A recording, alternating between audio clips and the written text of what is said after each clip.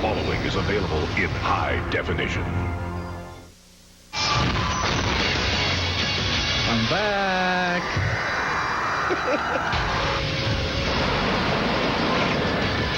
Sports Center Year in Review. It's all the best 2009 has to offer. Max insanity. This guy's spectacular. He's superhuman. And Federer stands alone.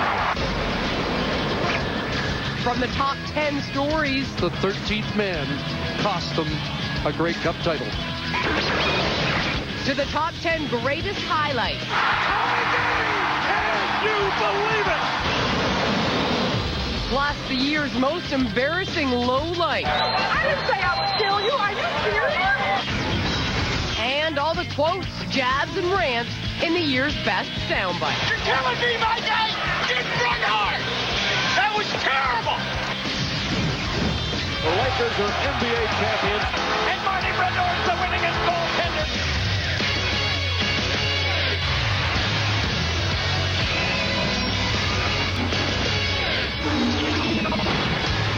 Hello, gang. Come on in. Join us. I'm Jennifer Hedger. He is Darren Dutchyshen, and this is the Sports Center Year in Review. Over the next hour, we will count down the biggest stories of 2009, take a look back at the highs and the lows of a very tumultuous year in sports. Yeah, I love this show. And apparently a tiger can't change his stripes. Can he now? We're going to have more on the salacious Mr. Woods a little bit later. Instead, we begin with a history of violence. Now, the NHL has never been for softies, but the number 10 story of the year, violence in hockey. Oh, man, that looked like a dangerous hit. Oh, my goodness. There's a big hit. What the heck are players doing? The turning point came to some degree with Mike Richards' hit on David Booth. Here comes David Booth. He has the Panther goal tonight. Oh, did he get hit hard? Oh, my goodness, Booth is down. Prior to that, any legal shoulder check to the head is a good hit. But I think the Booth hit, I don't think a lot of the general managers felt as good about that. I think they have to watch out for repeat offenders, guys like Patrick Collette, to me, that are running around at the end of the game trying to decapitate players. Violent hits aren't limited to the NHL. The OHL saw a hit by Michael Liambas that fractured Ben Finelli's skull and saw Liambas receive a season-long suspension. I thought that punishment was severe, but I also think that if you're going to get these kind of things out of the game, then severe punishments are the way to do it. To me, it wasn't malicious. This was a guy trying to finish his check, caught a guy on the blind side, and obviously, to me, did not fit the crime. The debate about fighting's place in hockey also returned to the forefront this year, sadly because of tragedy. Whitby Dunlop's defenseman Don Sanderson passed away early Friday morning. Sanderson had been in a coma for 3 weeks after hitting his head on the ice during a fight in which his helmet had fallen off. Well, I was saddened. And I think what saddened me as well is that the death of Don Sanderson was used by both sides of the fighting argument to further their cause. If you look at most fights that happen, most guys aren't injured. There might be some blood, but for the most part, that's not where severe injuries come from in hockey. Everybody says it fires the teams up, it keeps everybody honest. What it does is it justifies the employment of a couple of guys that otherwise might not be in the league. It has become a specialty. The National Hockey League said they were going to take a long look at helmets and fighting and the role of fighting in the game, and a year later, nothing's been done. I think when Nadal got beaten out at the French and the path was clear, he said, this is my opportunity to do it. I would say it's nice to see someone else for a change. It's as if Federer's playing against a Swede, playing against history, playing against so much expectation in one match. Look at that shot. He's making it look awful easy right now. Cruising towards the record books, the final was suddenly interrupted in a most dramatic way. That's just get this guy out of here. It seemed like he wanted to give me something, so I was actually okay. The one title that has eluded him to equal the record of 14 Grand Slam titles. It's, I guess, the most satisfying victory in my life. This one there was so much pressure involved, and for so many years I've been trying so hard to get this title. It was pretty big for Roger Federer's legacy to finally win the French Open. After becoming only the 6th man ever to achieve the career Grand Slam, Roger Federer went to Wimbledon to break Pete Sampras's all-time record of 15 Grand Slam titles, thus completing his journey towards tennis immortality. That is an unbelievably tough shot for Federer to pull off. He dropped only 1 set en route to the final. That is absolutely beautiful. And in front of tennis royalty, outlasted Andy Roddick in an epic 5-set classic. And Federer stands alone.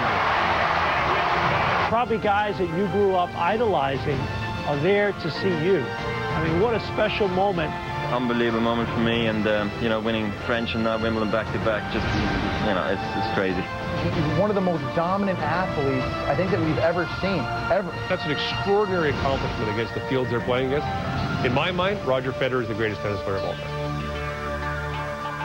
Sometimes a soundbite is just that. It's sound, it bites, it's forgotten forever. But once in a while, you strike gold. Nobody remembers a canned answer. It is the ranting and the raving that keeps us coming back.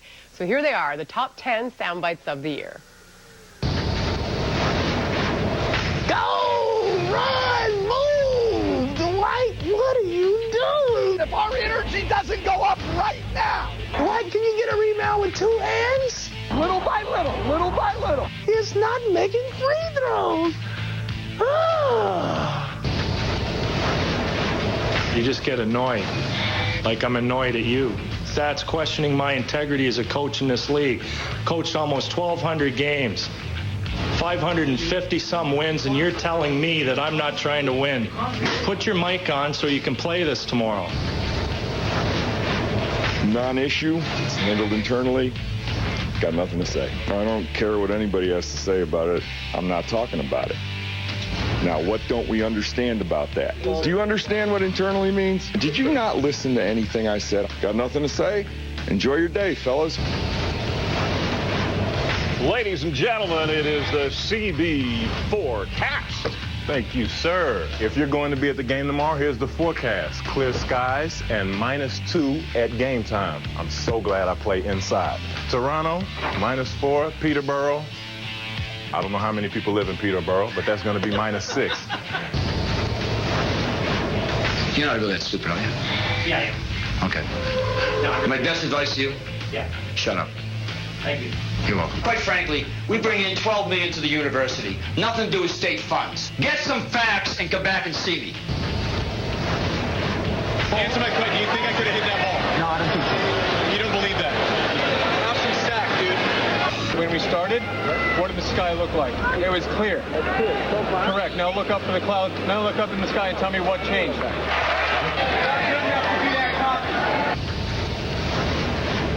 It's a bunch of out there watching football game like a piece of with no pride of the way they play. I run this ball club, and I'm going to run this ball club the way I want to.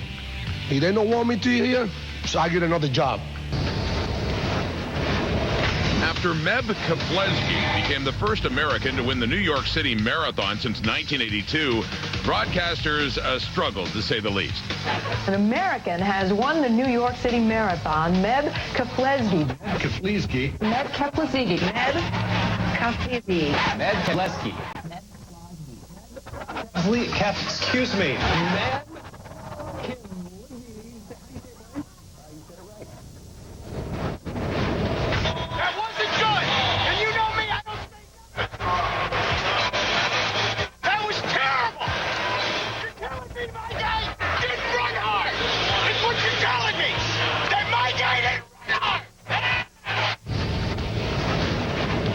What is the remedy? I don't know how you want me to answer that. Well, I mean, what do you think you need to do in order to just play harder? When we play like that for 20 minutes in a game like this, in a back-to-back situation, it's unacceptable. I wish I could give you an explanation about it. I can't. Our countdown to the top story of 2009 continues. Find out where A-Rod's roller coaster ride to redemption and Team Canada's drive for 5 rank. Can you believe it?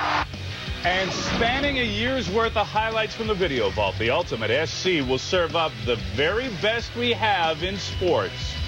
Hollywood could not write this script. I'm telling you. some athletes had moments they'd rather forget in 2009. See their blunders coming up in the top 10 lowlights.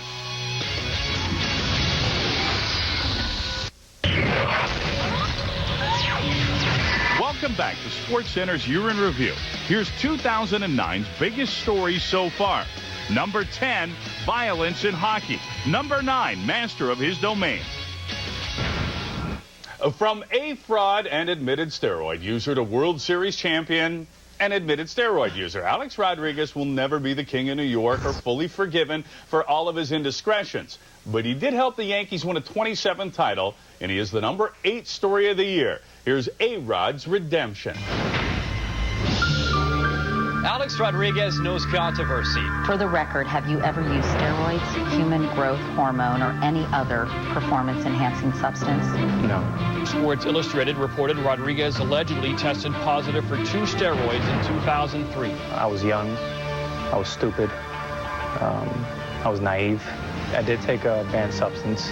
Well, he had to come out because he had been exposed. We've learned that if you admit it, people will forgive you, Roger Clemens.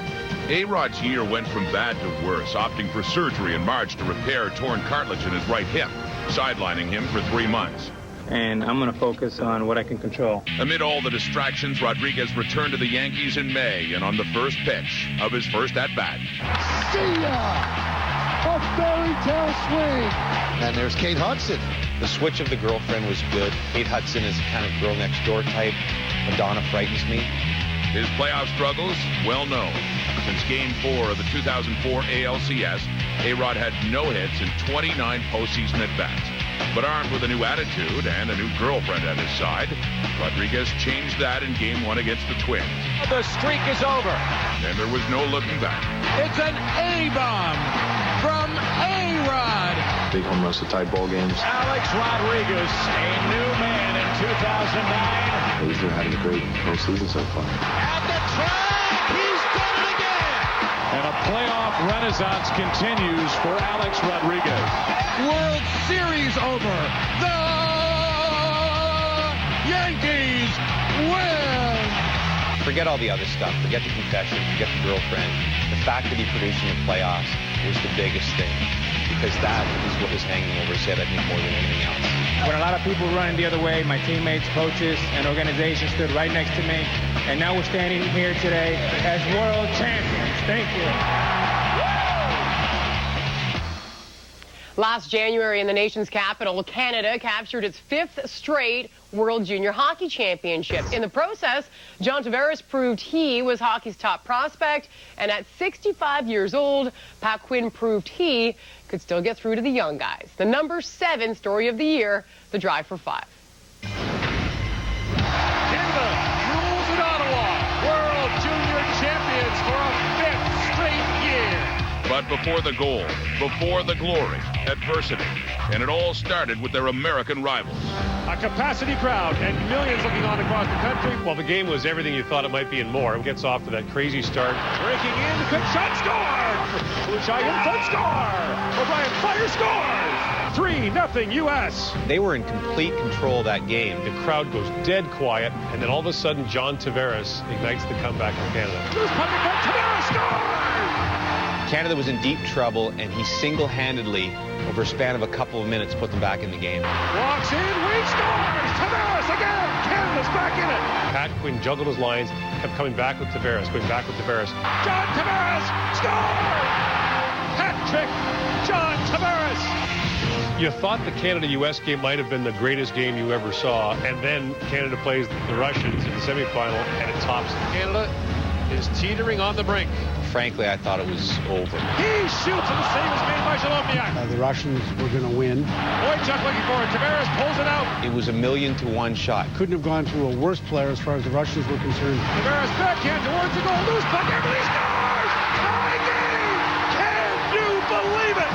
That goal by Eberle ranks as not just one of the greatest goals for a Canadian in the World Junior, but that's one of the greatest goals for Canada in international hockey. 5.4 seconds from their gold medal streak ending. Canada gains new life. In on Tokarski, stopped. Canada wins. Canada's going to the gold medal game.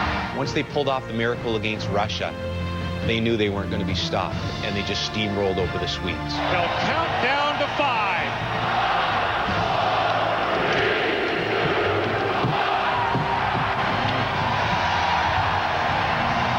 World Juniors seems to define where Canada is in the hockey world. For them to win 5 straight, I think everybody in Canada kind of went, yes, we're number 1.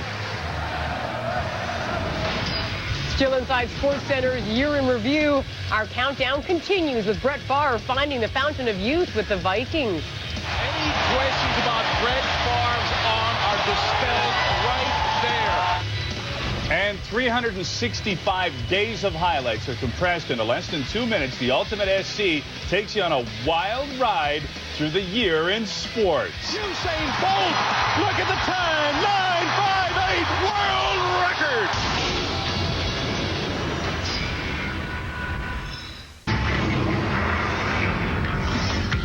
The tension mounting and the adrenaline will be flowing. Sit back and enjoy this one. Usain Bolt, look at the time, 9:58. Lightning strikes twice. Another world record for Usain Bolt. Jimmy Johnson is a 4-time Cup winner. Nice show, guys. Hell yeah. Looks like a junkyard. It's because it is. Mama, there goes that man. The Lakers are NBA champions once again. That is the most spectacular one-punch shot. We thought Manny Pacquiao was great. He's better than we thought. Marty Brodor's the winningest goaltender in the NHL. He's the best of guys coming out trying to stop pucks.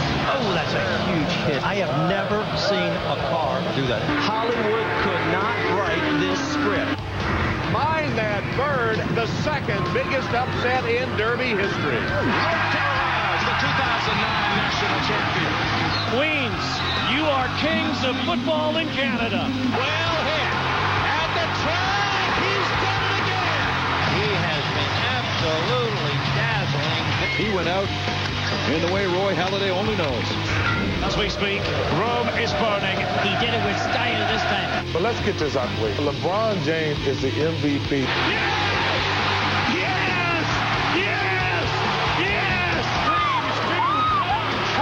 It doesn't get any better than that.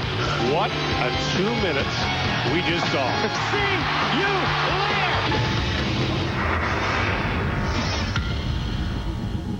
Welcome back to SportsCenter's Year in Review. Here's 2009's biggest stories so far. Number 10, violence in hockey. Number 9, master of his domain. Number 8, A-Rod's redemption. Number 7, the drive for 5. To number 6 we go, and Brett Favre said it was not personal, but how could it not be? The Green Bay Packers hate the Minnesota Vikings and vice versa. So when Brett Favre came out of retirement again to sign with Minnesota, well, cheeseheads were spinning. It was the ultimate insult. Here's the number 6 story of the year, Purple Rain. It all comes down to physically how I feel. That more than anything is why I'm retiring. I thought Brett Favre was done. Then again, I guess I'm pretty naive. The 39-year-old is considering another return, this time with the Minnesota Vikings. This has become sort of a soap opera. Brett Favre is becoming the NFL version of Cher. He just doesn't seem to go away. There was no story I was more sick of than Brett Favre retiring, unretiring. Brett Favre, you are killing us. Have you ever created another schism, or is this your first schism? I didn't even know what that word, schism. I'm not real sure what that means, but it doesn't sound like it's good. There was certainly a rift in the locker room in terms of who they wanted to play quarterback. He is just given the starting position. Niners lead by 4. But the minute he started producing, that was over. The schism was over. I think you're always surprised when a guy goes from Lambeau Green to purple in Minnesota. Not only was he a Packer, but he was the ultimate Packer. 16 years, he's unceremoniously released. Great to have you with us for this much anticipated, almost 2 years in the making. I wanted to stick it to him. That's amazing that he can do this. Brett Favre seems to raise his level of play when the chips are stacked up against him. Favre beats the Packers. It is amped up at Lambeau Field. There was always Brett Favre haters out there. And that will never change. Touchdown! He might be 40. Favre is throwing bullets again. And he made a statement when he beat them twice. I was right, you were wrong. 7 touchdowns and 0 interceptions this year against his former team. He seems to have been able to rejuvenate himself. Brett Favre is an MVP candidate. When he went to the Jets, that season tarnished his image. What he's done this year in Minnesota has polished it back off again. We are edging closer to the top story of the year, exceeding all expectations. The Steelers and the Cardinals clash in a Super Bowl for the ages. Fitzgerald into Steeler territory. Arizona has the lead. And not every highlight from 2009 was one to cherish. The top 10 lowlights are straight ahead.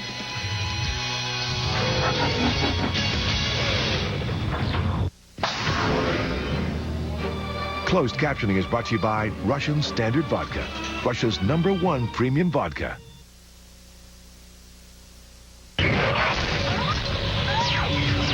We've been counting down the biggest stories of 2009. Here's the list so far. Number 10, violence in hockey. Number 9, master of his domain. Number 8, A-Rod's redemption. Number 7, the drive for 5. Number 6, purple rain.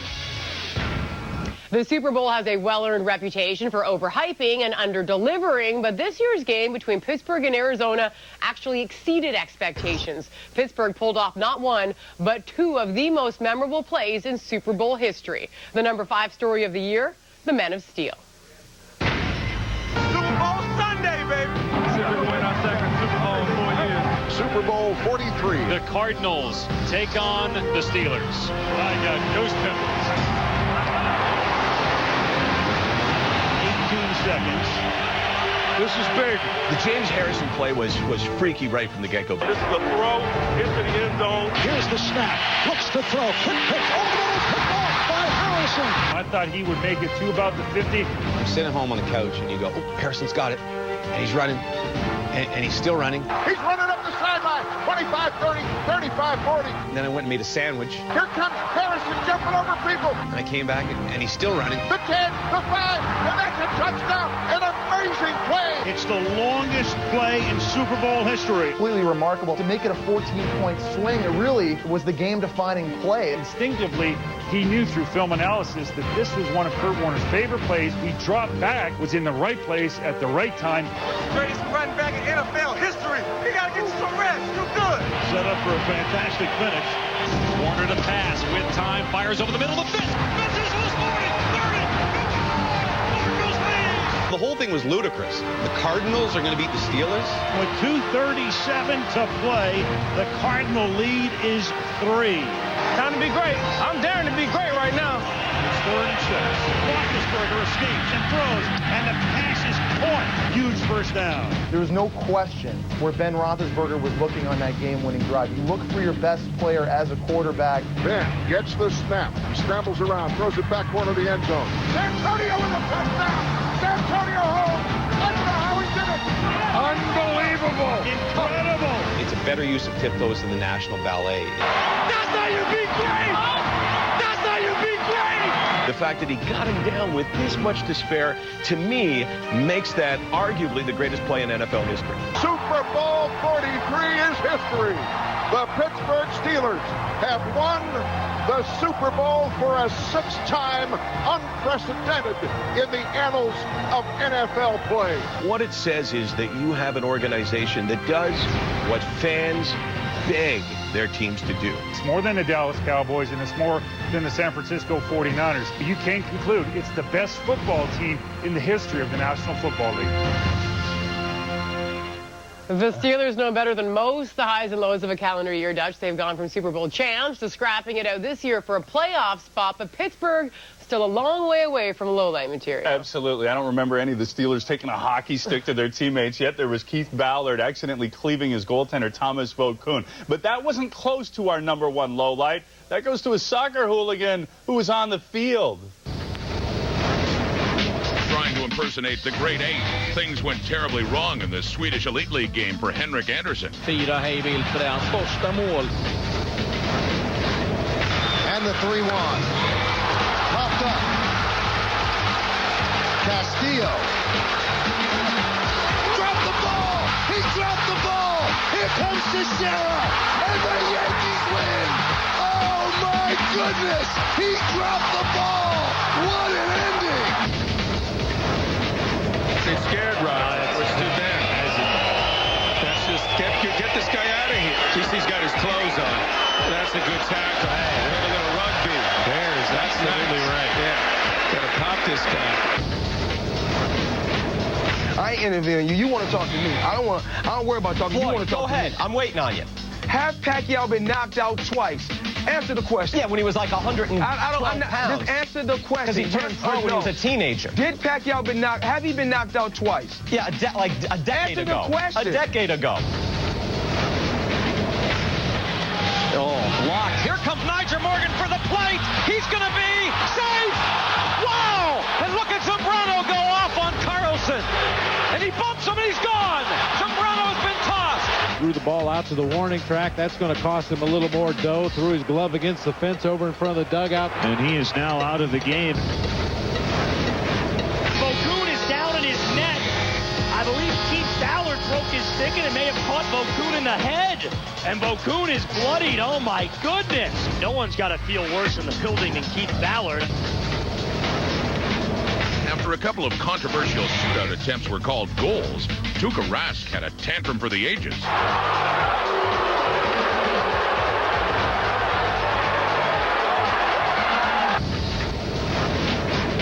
Richard Dunn lost out. Oh, Henry. Oh, it's in the net. It's a goal. Oh, that's a handball, no question about it. Absolutely no question about it. Henry has gotten away with an outrageous handball. France have cheated their way to South Africa.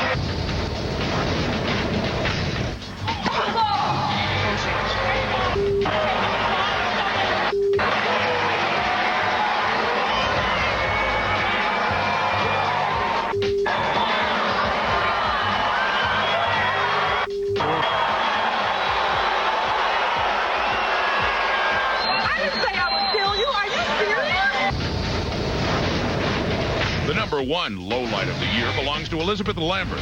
Her over-aggressive play in this college soccer game will live on in infamy for years to come. Well, that's part of the game of soccer, and in the women's game, there's even some hair pulling, yes. But, oh my goodness, if you're going to pull someone's ponytail and about snap their head off with it, that is going over the line. Coming up on SportsCenter's Year in Review, Jim Balsillie faces off with the NHL. Will Sidney Crosby hoist the most coveted hardware in hockey? Find out where these stories rank on our list. And his quest for the cup may have come up short in 2009, but Alexander Ovechkin certainly makes his mark in the top 10 plays of the year. Now you know why they're going off here. This guy's spectacular. He's superhuman.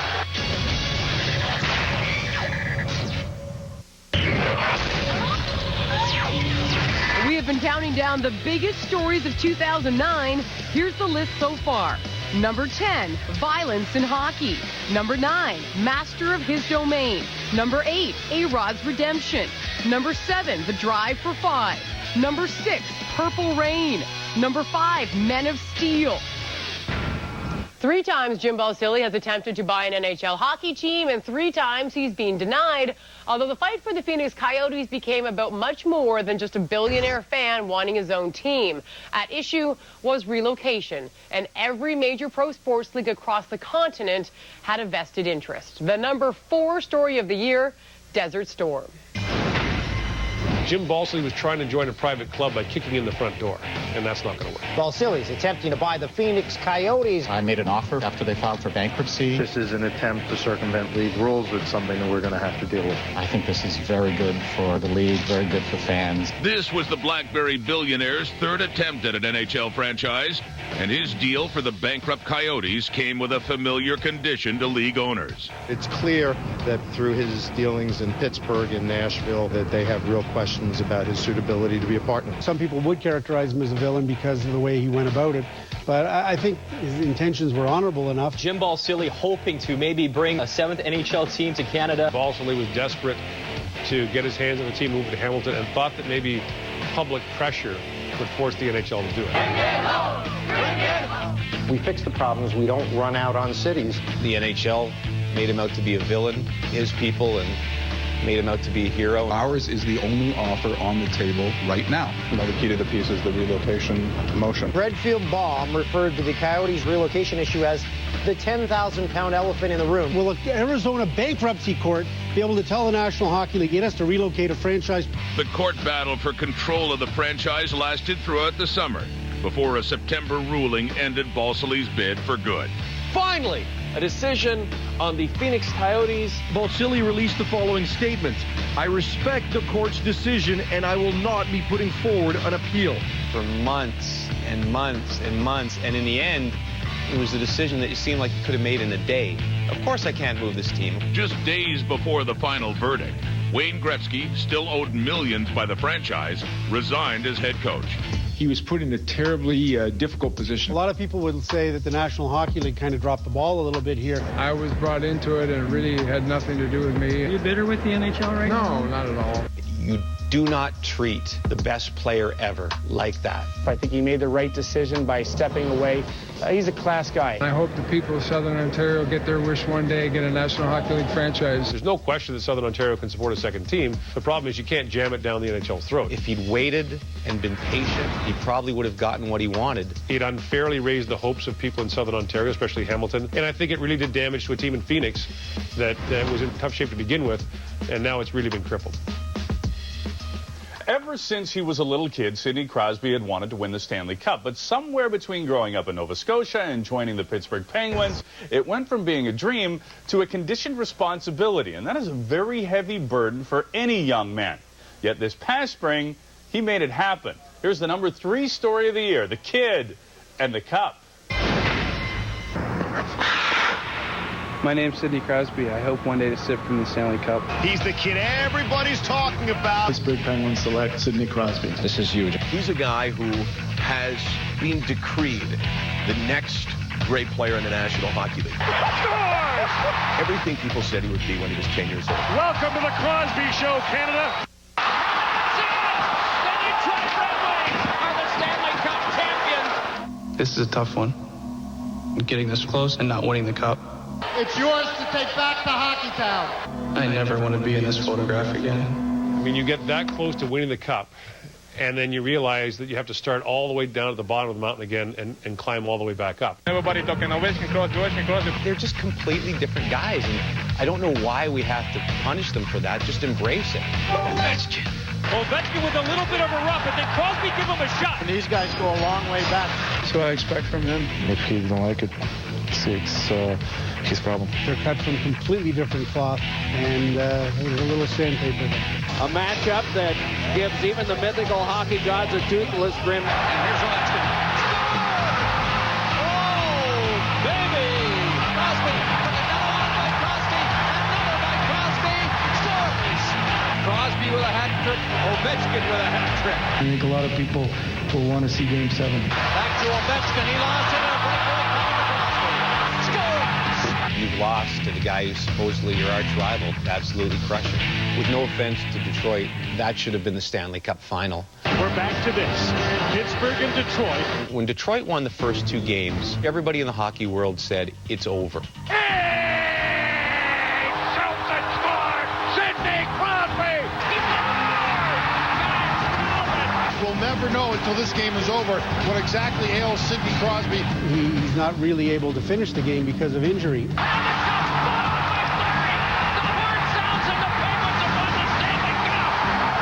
Sidney Crosby, the youngest captain to hoist the Stanley Cup.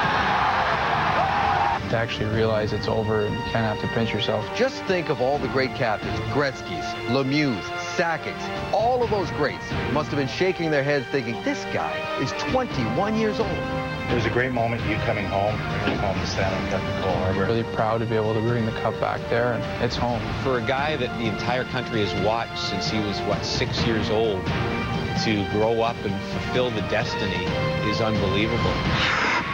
My name's Sidney Crosby. I hope one day to sip from the Stanley Cup.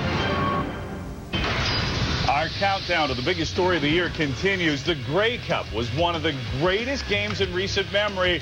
It will be forever remembered for just one play. Too many men on the field, Saskatchewan.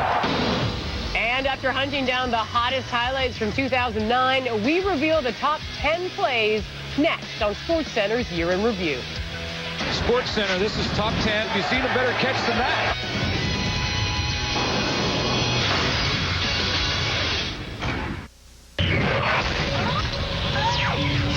We're making our way to the top story of 2009. Here's what we've seen so far. Number 10, violence in hockey.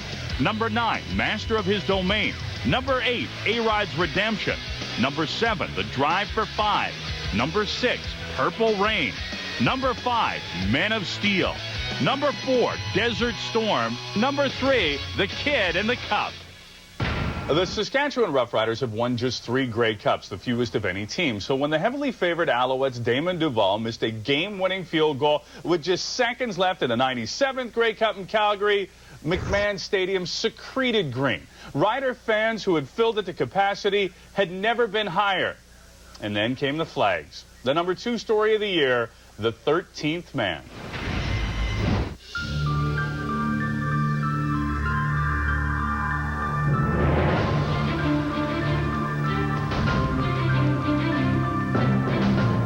You're watching the 97th Grey Cup live on TSN.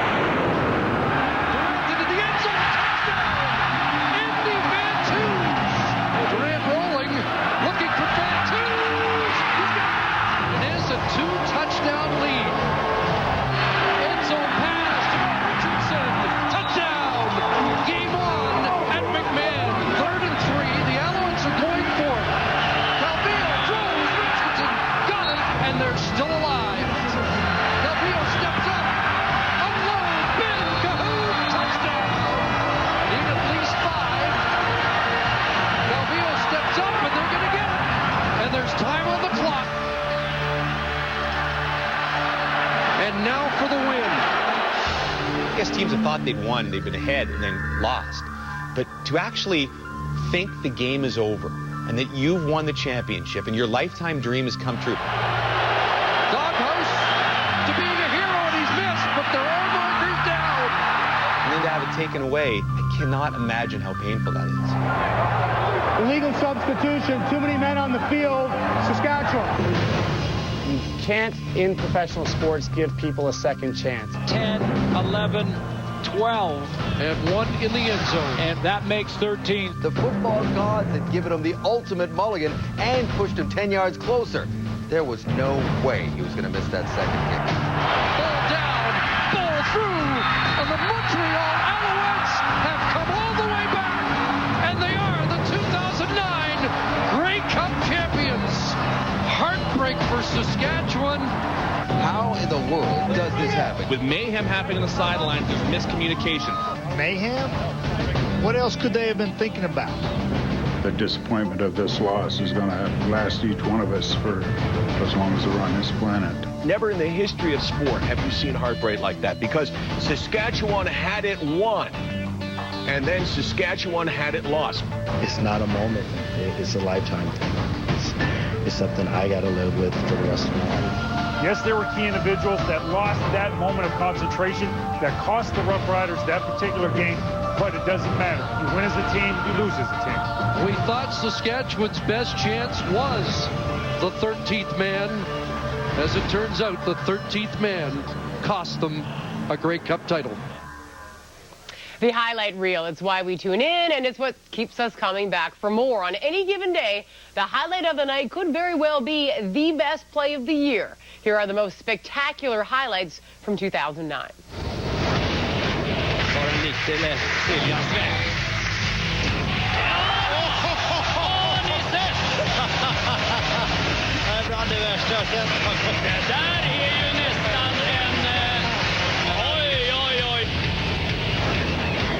Dutchyshen and Beckett and Smoltz off the bag, fair ball, and Karam's back to Murphy. He tries to flip, and he got him! How about that play around the back? He got him! A miracle play, an absolute miracle play. You will see this highlight forever. An AC for Cahoon, and he has it. He caught him and the defender. SportsCenter, this is top 10. This is highlight of the night. Get the tapes, 3, 2, 1, rolling. Tripled 4 times in tonight's game. Bryant, he's ahead by 13. Wade saves it into Beasley. Gets it back. Lobs it for Cook, who smashes it. What a play. Eric, that's the play of the year right there, baby. Now Getzlaff, break wide to Bobby Ryan. Spinning it around. Harold, he scores! Oh, what a goal by Bobby Ryan. Bobby Ryan with a spectacular goal. Well, there's one for the highlight reel right there.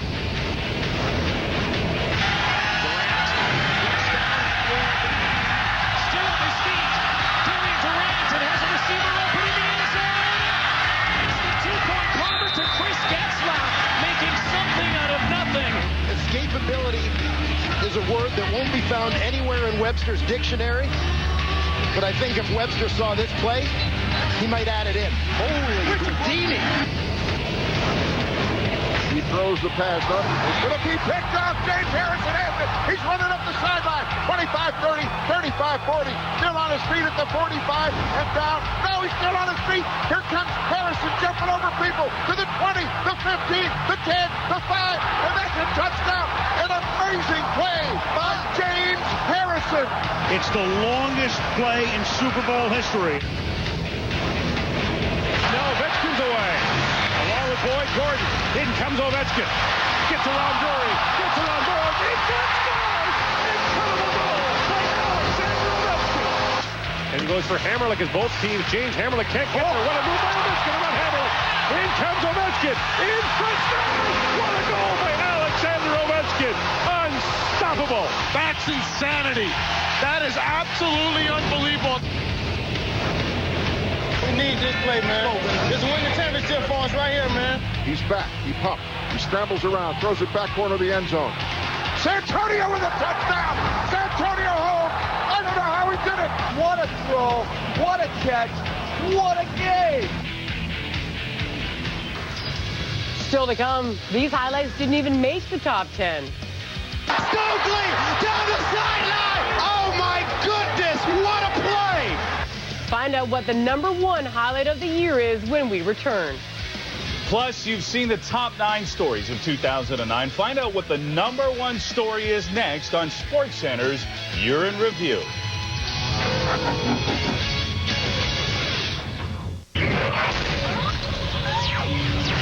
We're making our way to the top story of 2009.